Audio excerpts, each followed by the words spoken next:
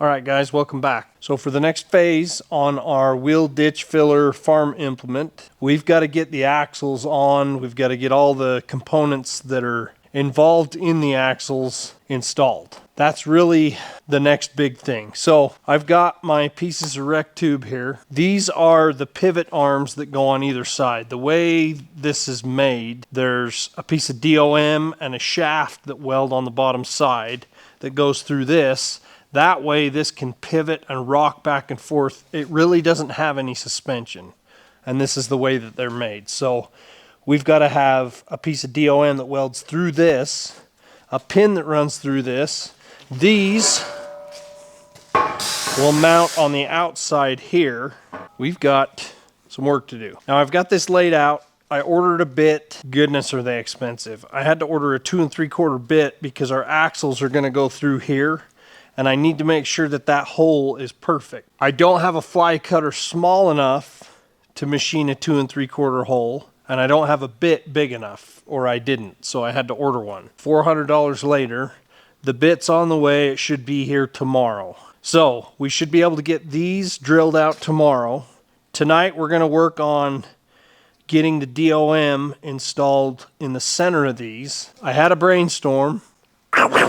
I'll show you guys what I came up with, but I was trying to figure out a clever way to put this hole in here. At first I was going to just torch a hole close and then put it in the mill and machine this the rest of the way out so that the DOM was square, but obviously you'd have to do that on top and bottom, and I just thought, man, there's still a chance that it could be off. And if there's a chance that it could be off, there's got to be an easier way. So here's what I came up with.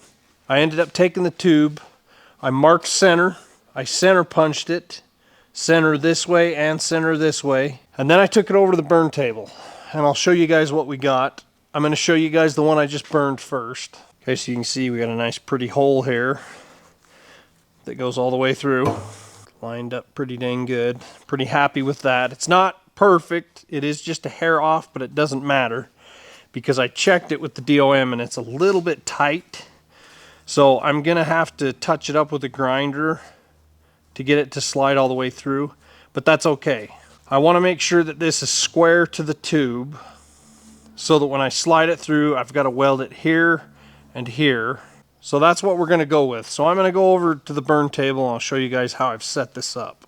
When life gives you lemons, make lemonade. So I brought the tube over here, set it on the slats on the table. Well, this is too high. The torch wouldn't fit over the top of this. It stuck up too much. So I thought, well, maybe I can just pull one of these slats out, set the tube on. There's a lower cross slat here. So that's what I did on the last one. So it's just barely touching the water.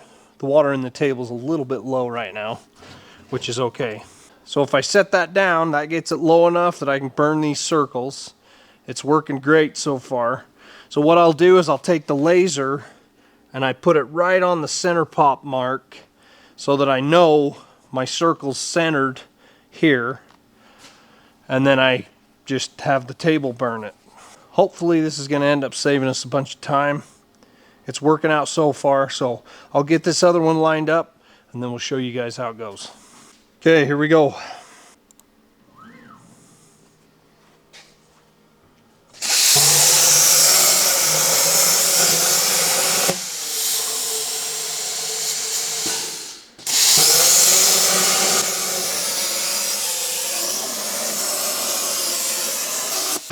Okay, so that one is about perfect. So now I just need to roll this over and mark this side, center pop it, and then same thing.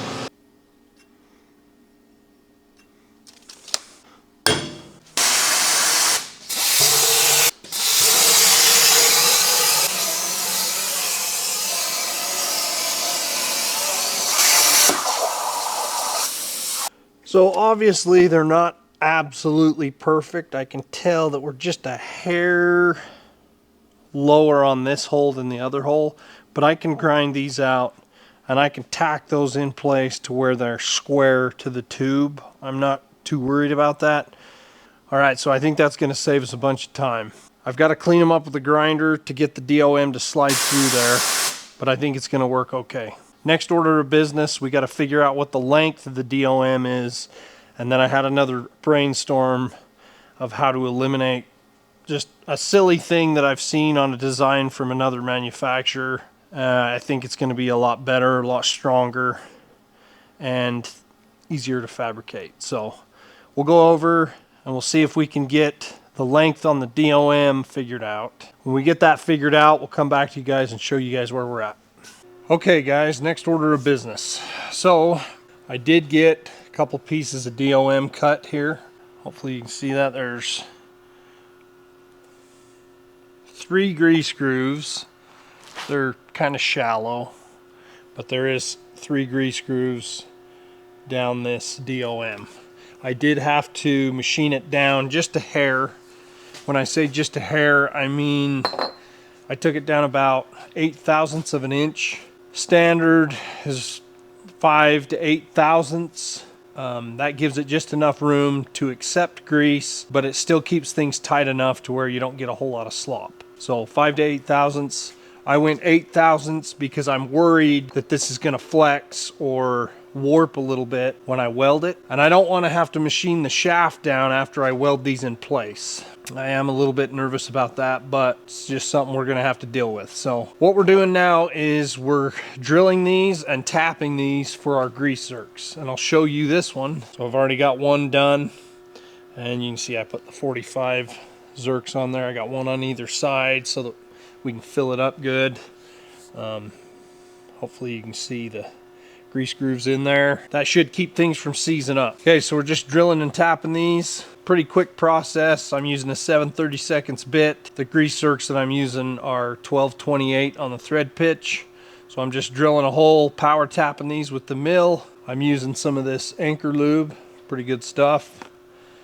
This goes a lot faster now that I have this new DRO. I can mark outside on my X and my Y. That gives me a center point. Drill it, tap it, and I'm done. So pretty quick. I'll walk through that process real quick with you guys. Okay, so I'm going to leave the camera kind of out right there where you can see both the table and the screen on the DRO. Okay, so the first thing I'm going to do is I'll take my edge finder here. If you haven't seen these, they're spring loaded, and I'll show you how they work. Put this in my drill chuck here. Okay, so I'm going to start this. You can see how it wobbles. So I'm going to go over, mark my first point, which will be my X on the right side. I just go to the end here, drop that down, come back, and then you keep moving this until it quits wobbling.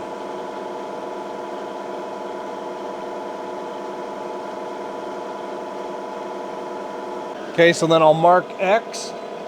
Okay, so I've got 0 there.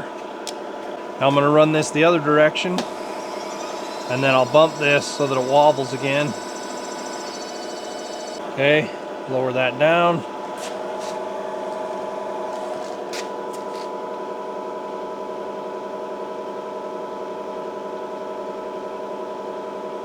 So then when I want to find the center of 2 points, I hit half and then hit my X, and it splits it. So it splits that measurement in half. So now we know where dead center is. Okay, so now I'm going to do my Y. Okay, so I'm going to go out here. I'll do the same thing.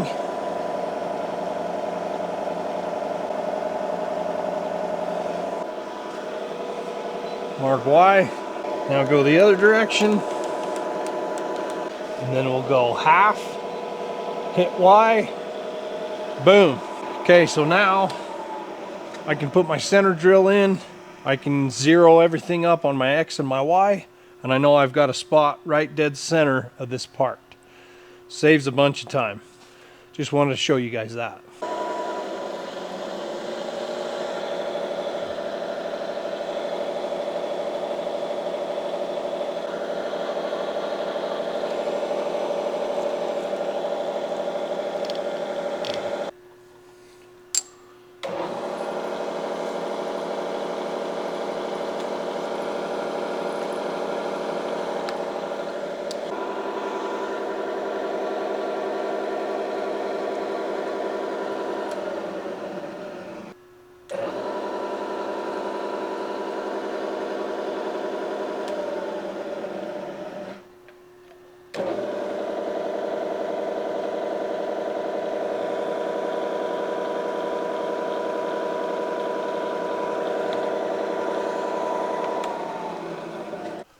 Okay guys, we're back on our farm implement today.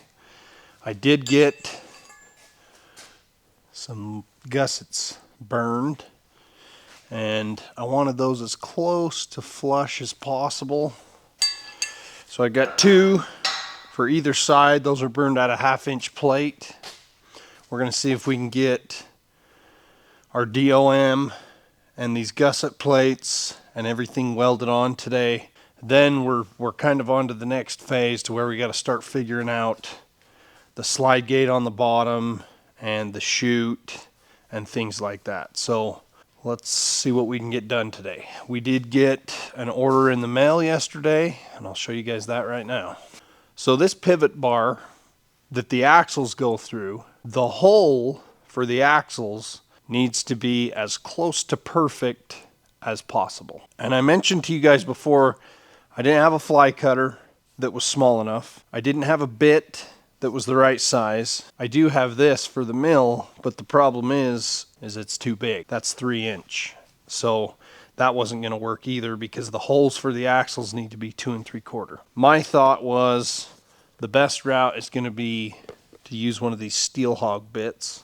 And if you've never used one, they're amazing, but they're also expensive. This bit alone was about $450. And then you got to buy the arbor for it so that you can use it in your mill or a drill or whatever. So I had to get the arbor kit.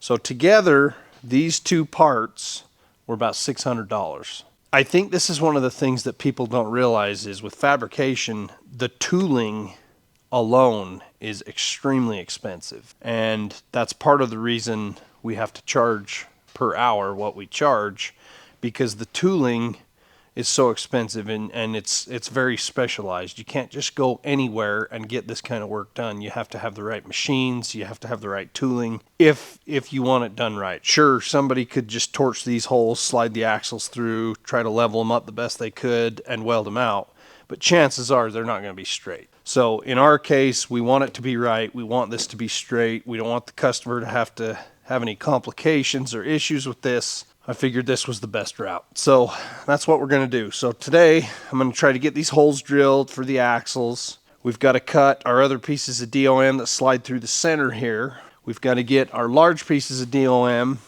set on the frame, weld the gussets out. Then we've got to get the axles installed on these pivot arms and weld it out as well. So my biggest item of stress today is heat. I'm really worried that when we weld the DOM in place, it's going to warp. I'm worried that these are going to warp. So I'm just going to have to take my time, go slow, not put too much heat in anything, and just try to avoid that. It's always going to move a little bit, but we want to try to control that. So we're hoping that everything's going to go the way we want it to. That's enough talk.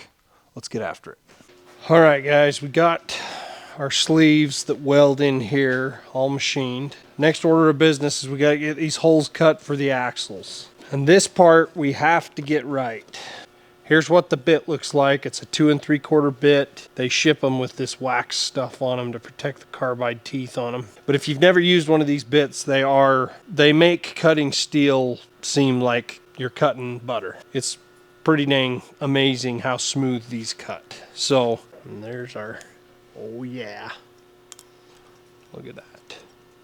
And you can just go ahead and start cutting and this will all come off on its own, but that's not near as fun. Let's see if we can cut a hole. I'm going to get everything set up on the mill. We'll come back to you. Okay, so I will show you guys how this goes together. So here's the tool. It's got this rod, and I believe the rod just kind of hits the side of the mill and lets this pivot. It'll make more sense, but there's a hose that hooks up to this that you can feed cutting lube through. There's the shank right there, and then you can see it's threaded on that end. Okay, so I'm going to thread the bit on here. Okay, that'll tighten on its own. So there's the setup. I'm just going to use one of my R8 collets for the mill and slide that over this, and we'll see how that goes. Okay guys, we got this all set up. It did come with a spray bottle, piece of hose here, and it hooks into this little nipple here. And then this thing swivels, but when it spins, it just kind of hits some of the components on the mill. That keeps it from spinning in a circle. But there's some sort of a seal in there that allows the fluid to go down and feed the bit to keep it cool. We're gonna try it because it came with it, and I'm interested to see how it works and if I like it. But I think you guys are about to have your minds blown on how smooth these bits cut through something like this. We've got to go straight through, and we want it to be square. That's one of the reasons that we really want to do it this way, is because we're able to drive the bit down through the first layer and then through the second layer, and that will keep everything plumb. It'll keep it square. All right, so here we go. I'm kind of interested to see how this spray bottle thing works myself. I do like to cut with this fairly slow. I'm running about 120 right now. I may go down to 100. Here we go. Oh yeah, there's the fluid.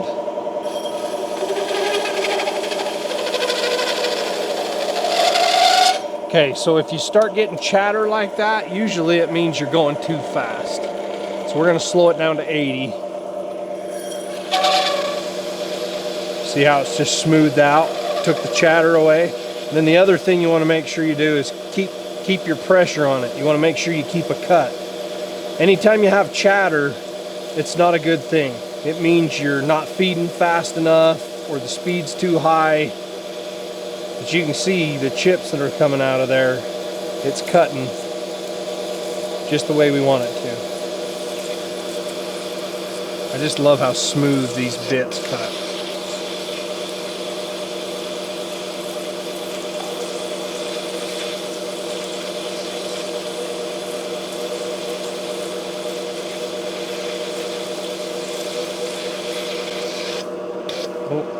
Uh-oh.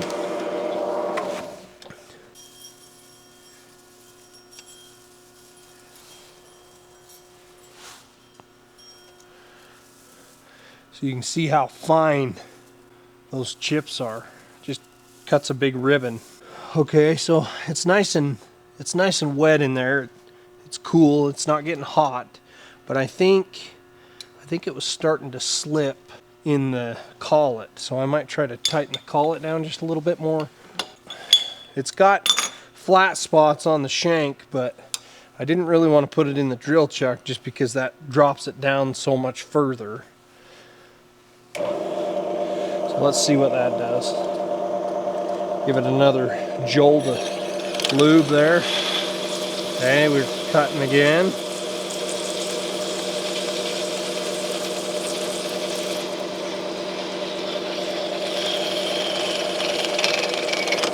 Oh yeah. Oh yeah. And I want to be careful because I don't want to chip the carbide teeth. There's our coupon.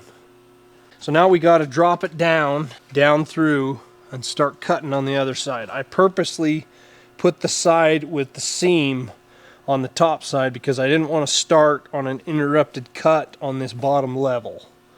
So you want to try to think about things like that. It'll make your bits last a lot longer. Well, here we go.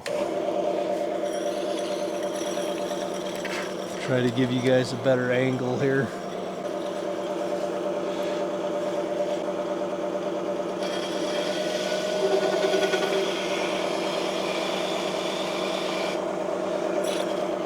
Ran out of reach.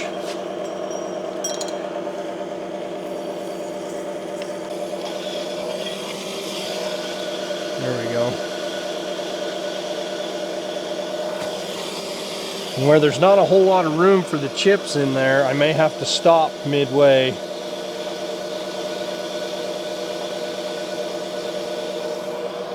And clear the chips. We'll see. If it starts to squeal just a little bit, then I usually got to give it a little bit more down pressure.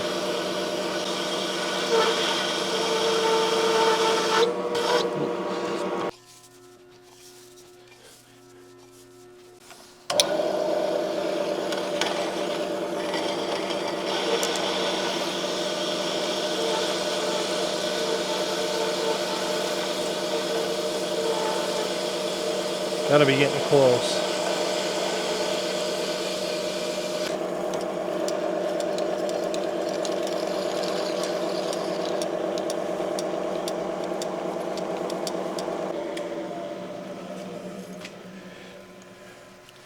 Okay, same thing. Just try to pop our coupon out of there real gentle without touching the teeth. There we go.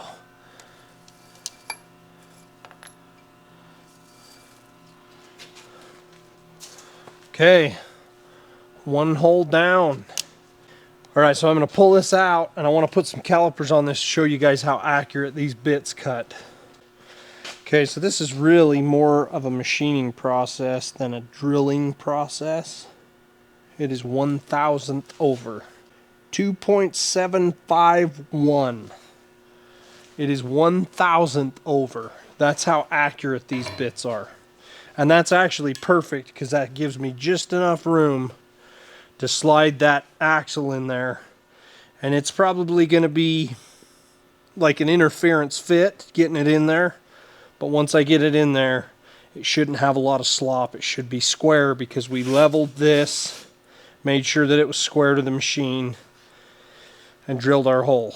And we drilled it clear through, so we should be good. Alright, so I got 3 more of these holes to machine. So when I get those done, we'll come back to the table here, and when we get ready to start putting this together, we'll come back to you. Alright guys, we're over here at the lathe. We're getting our smaller pieces of DOM machined so that we can slide them into our 3x5 by 3/8 rec tube. The pivot pieces, we're getting these machined for that. So we're getting ready to do that. I did get our gussets, our DOM that's mounted to the trailer all welded out. It's cooling now. So that's kind of where we're at. I'll give you guys a look at that. So everything's welded 100%. I even welded up in here. So everything's welded out. It doesn't look like it got too hot, but looks can be deceiving. So we'll get these machined out, and the next thing to do while that's cooling is we'll start working on the pivot arms and see if we can get those holes drilled and ready to weld the axles on. Get these pieces of DOM ready to weld inside of there as well. This is the next crucial step right here. So we'll catch up to you guys once we get these done and ready to weld on there.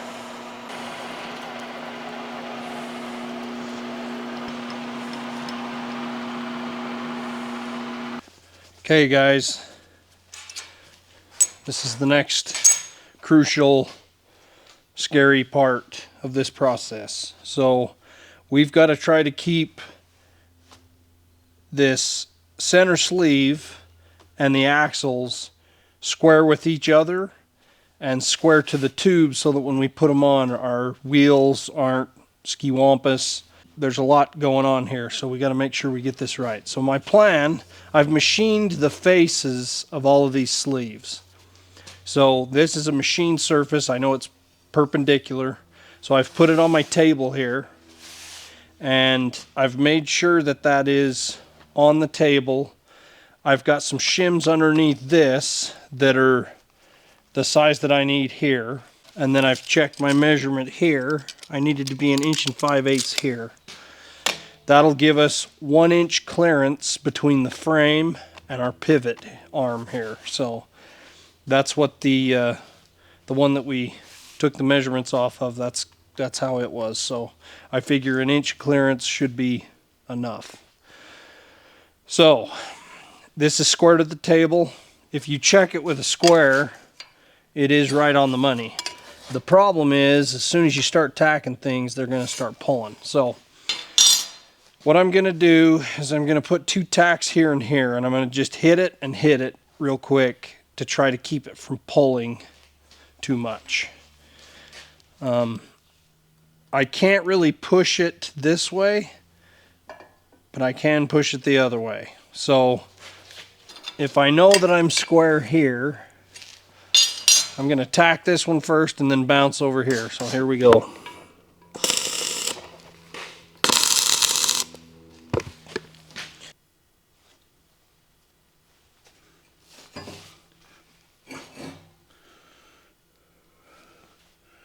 Okay, that's right on the money level-wise. Oh, son of a gun. We've done it. We have done it. Okay, now I'm going to try to gently. And it is good now, so I'm going to do the same thing, try and be quick.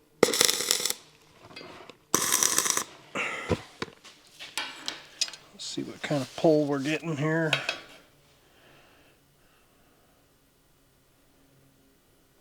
Looks good. Okay. Now, if we can get the shaft in there, we can slide this on too and just check our measurement to make sure that we're good and we've got enough clearance both directions. I kind of want to do that before I get tacks on this other side. So I'm going to see if that's cool, and it might be the moment of truth. Alright, so I've got my DOM set in place here, and I've got my gusset plates roughly where I want them. A little bit complicated. We're going to try to square everything up and level it up. So I'm going to start by tacking up my gusset plates. We're welding everything with 045 dual shield. Okay, so I'm going to try to get some tacks on the bottom corner here.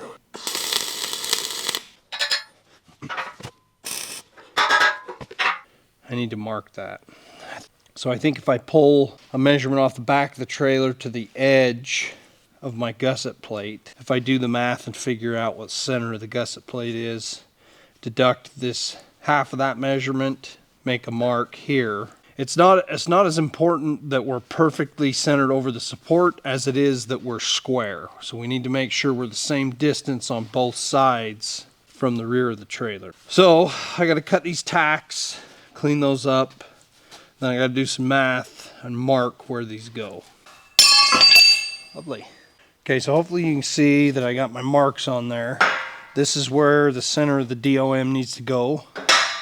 So we're just going to plan on squaring off of the tube frame.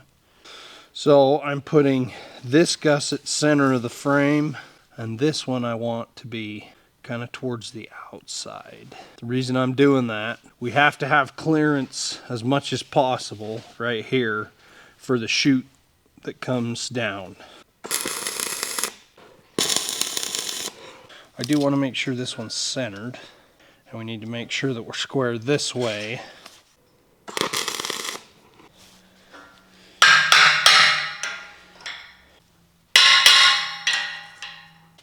I want it sticking out about 3/8 of an inch here, just so I can get some good weld around this the whole way. I am going to put a level on these and just check those with a level as well, but everything looks pretty good. So I'm going to grab a level, check those, and then we'll get some more tacks on this. Trying to hold this center.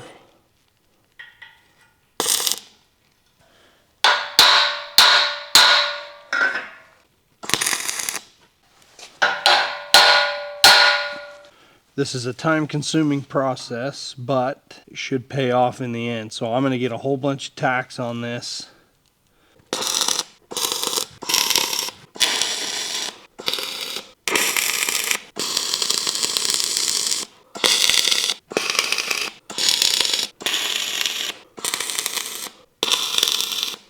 Now that this is tacked up, I'm going to go do the same thing to the other side. When I get that one all tacked up and we're ready to weld it, we'll come back to you. So we're going to have to keep checking it with the shafts, make sure that it'll slide in. If it doesn't, if it warps bad enough, I can take the shaft and I can machine it down just a little bit. I just don't want to have to. The shaft that I ordered is what's called TGP, turn, ground, and polished. And it's like right on the money with the measurement, with spec. So I really don't want to have to machine it. I was hoping I could do all the machining to this, and I'm hoping I gave it enough clearance. So the only way we're going to know is if we start welding it, and then we'll just have to keep trying it with the shaft, make sure that it slides okay. I'm gonna try to distribute the heat, bounce around.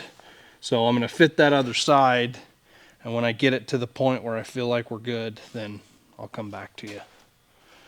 All right, tell them what we're doing. We're gonna weld this thing. Lift this up. We're gonna weld this thing. We're gonna weld this thing. And then we're gonna like take it to my mom. Oh yeah, so she can see, huh? How old are you? 4. Let's tighten this. You're 4. That means you struck your first arc about 13 years before I did.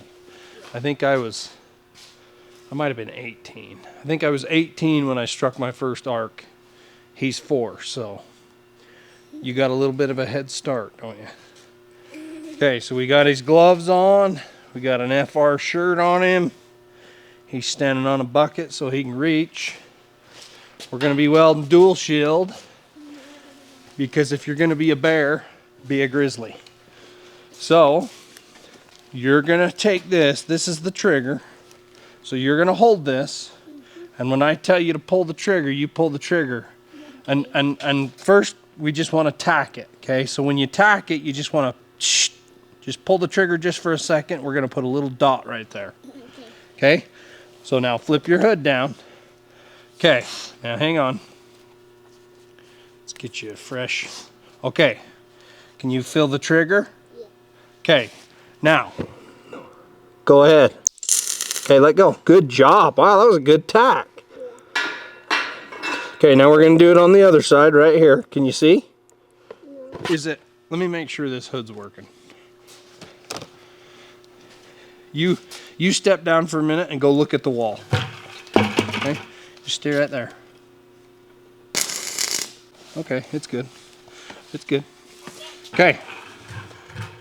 Did you see the fire when you pulled the trigger? Yeah. Yeah, cool, huh? Yeah. Okay, up there.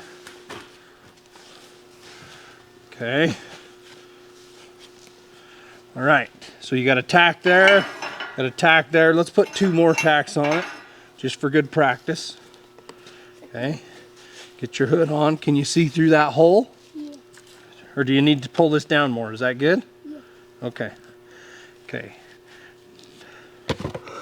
Okay, ready? Yeah. Go ahead. Pull the trigger. A little more. Good job. Okay, now we're going to do it again. You need help? Let's get that on your head. There we go. Is that okay? Yeah. Can you see? Or is your cap getting in the way? Yeah. It's a little big for you, isn't it? We need Grandma Elaine to make you one that'll fit you. How's that? Good. That better? Yeah. Okay. Now we'll put another tack. Okay. Can you see it? Look at the metal. Yeah. Okay, now pull the trigger. Okay, good job. All right, now, let's turn that around. We're gonna run a bead right here. Okay. Now, I'm gonna help you. Oh.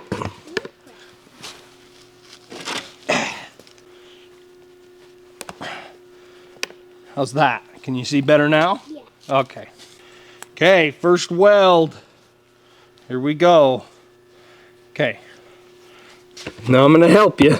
Okay. Okay. Okay, you watching? Yeah. Watch right here. Can you see it?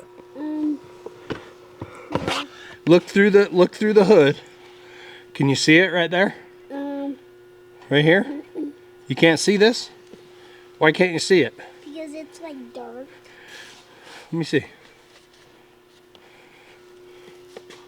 Oh, why is it dark? It is dark. Okay, hang on. I can't wait to watch the video without you. Me too. Okay. Okay, you good? Yeah. Can you see now? Yeah. Okay. Okay, now let's put this on this side. Okay. We're gonna hold that there. All right. Now put your other hand right here.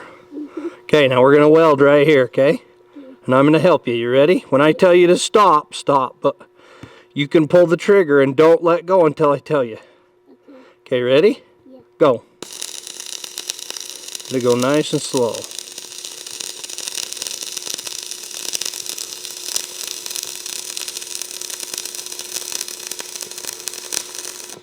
Woo!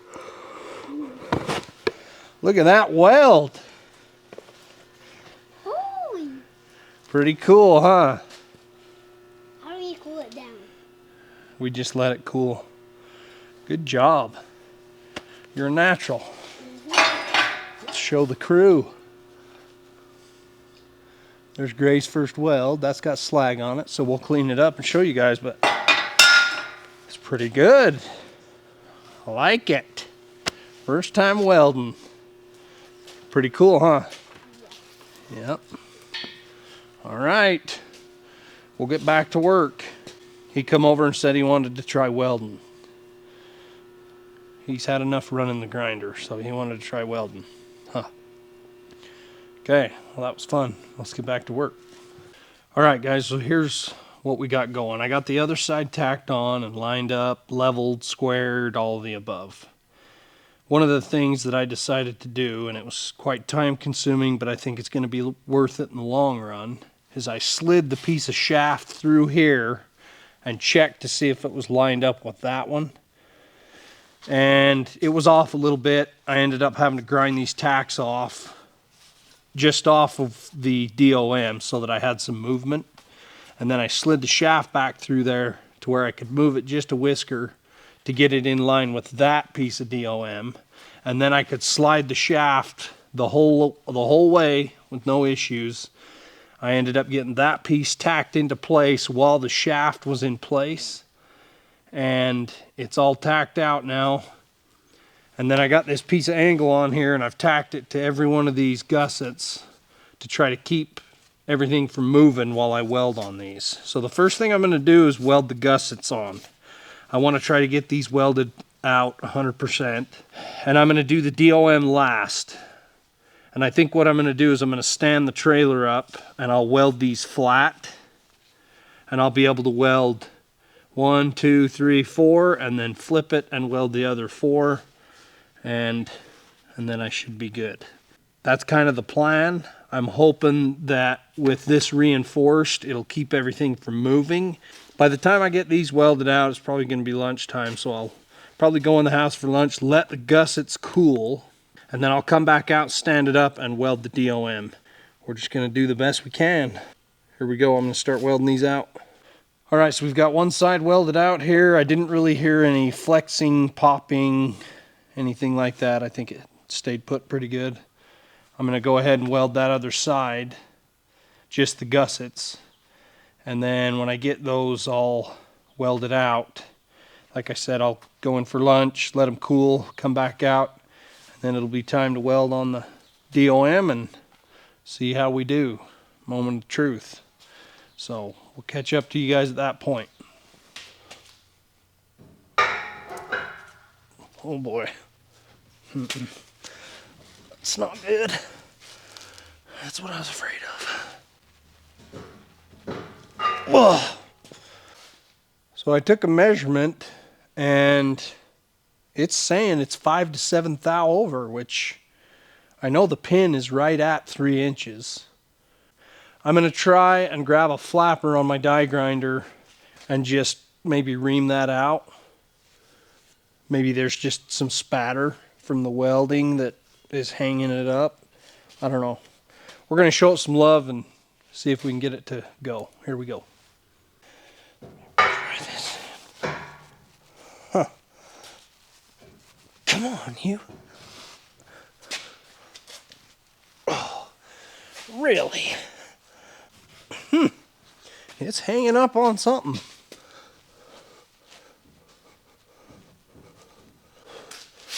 Whew.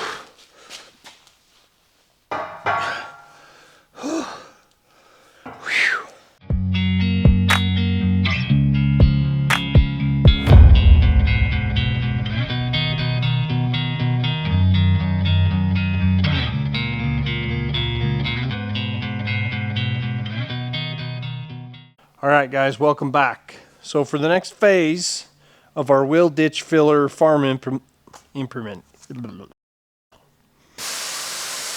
All right, guys, welcome back. So for the next phase, stuck up to my...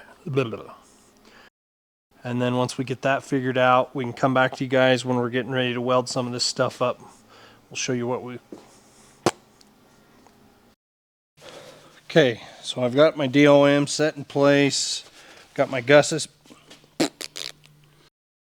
Try to keep